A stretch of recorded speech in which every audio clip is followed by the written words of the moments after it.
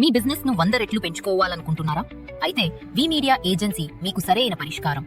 మేము అందిస్తున్న ప్రత్యేక సేవలు.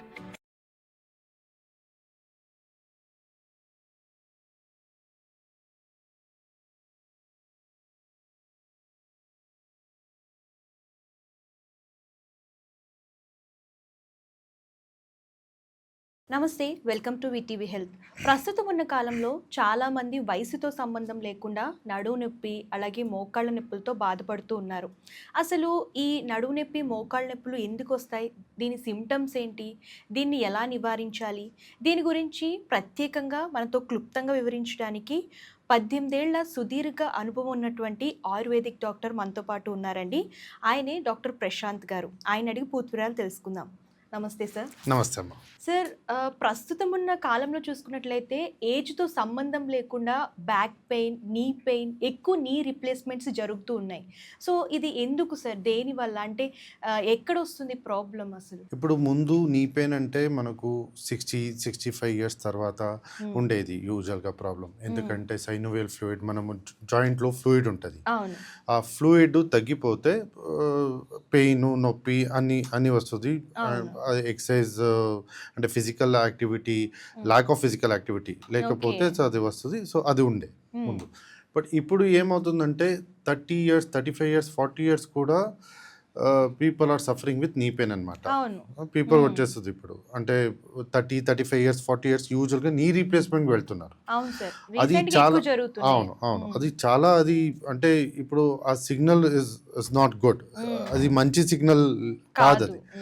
ఎందుకంటే ఇప్పుడు 45 ఇయర్స్ సర్జరీ అయితే ఇప్పుడు 60 లోపల ఇంకొక అంటే రివిజన్ సర్జరీస్ కూడా జరుగుతున్నాయి ఇప్పుడు. అది కూడా అవసరం. ఎందుకంటే 10 ఇయర్స్ 15 ఇయర్స్ వరకు ఆ ఇంప్లాంట్ ఉంటుంది.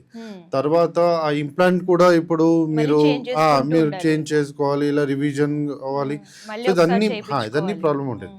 ఇప్పుడు ప్రాబ్లం ఏంటంటే ఇప్పుడు 35-40కి ఎందుకు వస్తుంది, అది యాక్చువల్లీ ప్రాబ్లం. అది ఇప్పుడు 2 టైప్స్ మనము చూడొచ్చు.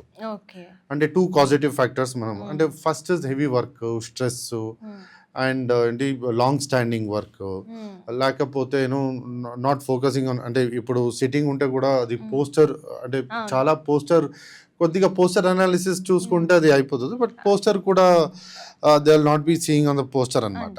అంటే ఇప్పుడు కూర్చుంటే అది చైర్ సరిగా కూర్చోట్లేదు, అండ్ ఒక్కొక్కసారి క్రాస్ చేస్తారు, లెగ్స్ క్రాస్ చేస్తారు, అండ్ నీ కొద్దిగా సపోర్ట్ కావాలి. సో అది ఒక కారణం. అంటే ద సెకండ్ మెయిన్ రీజన్ ఏంటంటే ఫుడ్ వల్ల. ఫుడ్డే మెయిన్. అంటే ఇది అందరూ అదే అడుగుతారు. ఇప్పుడు ఆయుర్వేదాలో మనకు మెయిన్ ఏంటంటే any diseases the causative factor అంటే మనకు అది కారణం ఏంటంటే ఫుడ్. అంటే గట్ హెల్త్. మనకు గట్ హెల్త్ బాగుంటే అన్ని బాగుంటుంది, అన్ని మంచిగా ఉంటుంది, అన్ని మంచిగా ఉంటుంది. అంటే ఏదైనా ప్రాబ్లం అంటే గట్. First is gut. మనము గట్లో మనము వెళ్ళి గట్ సాల్వ్ చేస్తే అన్ని సాల్వ్ అయిపోతుంది.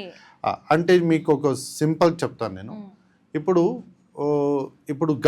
ఫుడ్ అంటే ఇప్పుడు ఫుడ్ హ్యాబిట్ అని వస్తుంది. అంటే ఆహార, విహార, ఔషధ. ఆహార అండ్ విహార. ఆయుర్వేదలో ఆహార అండ్ విహార. ఆహార అంటే ఫుడ్, విహార అంటే లైఫ్ స్టైల్. ఇప్పుడు ఆహారంలో ఏంటంటే పెరుగన్న తీసుకోండి. యూజువల్గా పెరుగన్న మనము మధ్యాహ్నం తింటే మంచిది. ఓకే. ఇప్పుడు మనము నైట్ తింటే ఆయుర్వేదాలో దానికి అభిషంద అని చెప్తారు. అభిషంద అంటే అది మనకు మీకు తెలుసు ఆయుర్వేదంలో ఐ థింక్ ఎల్రిಗೂ అందరికి తెలుసు, వాత, పిత్త, కఫ 3 ఉంటుంది మెయిన్గా ఆయుర్వేదాలు. వాత, పిత్త, కఫ. ఇప్పుడు మనము పెరగన్న, అభిషంద ఆహార ఏదైనా తీసుకుంటే నైట్ అంటే హెవీ ఫుడ్ తింటే, మనము హెవీ డిన్నర్ తింటే, నాన్ వెజ్ అలా పెరుగు తింటే అంటే తొందరగా డైజెస్ట్ అవ్వట్లేదు. ల్యాక్ ఆఫ్ ఫిజికల్ యాక్టివిటీ ఉంటుంది. ఎందుకంటే మనము పట్టుకో ముందు ఇది మనం తినడం వల్ల డైజెషన్ అవ్వదు. మనకు ఫిజికల్ యాక్టివిటీ ఏమి ఉండదు నైట్. సో అదేమవుతుందంటే అది అక్కడే ఉంటుంది, అంటే డెన్స్గా ఉంటుంది. డైజెస్ట్ అవ్వదు. డైజెస్ట్ అవ్వదు, డెన్స్క్ అక్కడే ఉంటుంది.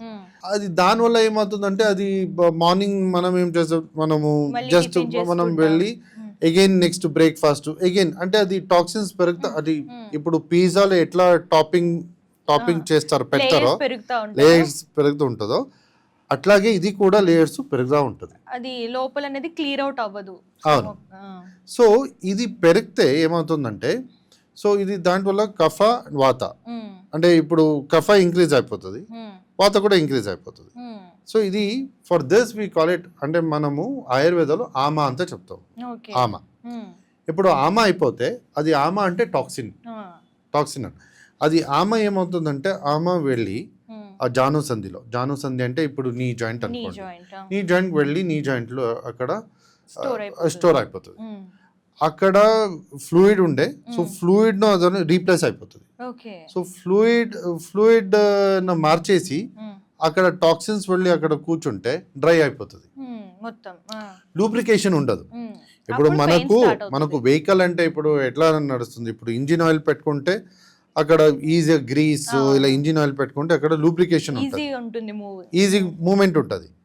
Okay, so same mechanism vehicle ఎట్లా ఉంటుందో అట్లాగే ఇక్కడ కూడా మనకు కూడా ఇక్కడ ఒక ఆ ఫ్లూయిడ్ తగ్గిపోతుంది.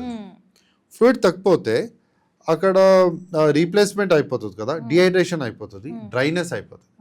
డ్రైనెస్ నుంచి నొప్పి, ఫస్ట్ నొప్పి, ఇంకొకటి స్వెల్లింగ్ అంటే వాపు వస్తుంది, నొప్పి వస్తుంది, రెడ్నెస్ కూడా అయిపోతుంది. సో అది సో యూజువల్గా ఏం చేస్తారంటే కొన్ని మందు వాడతారు, ఇలా ఇంజక్షన్ అక్కడ పిఆర్పి ఇంత తీసుకుంటారు, చాలా ఉన్నాయి.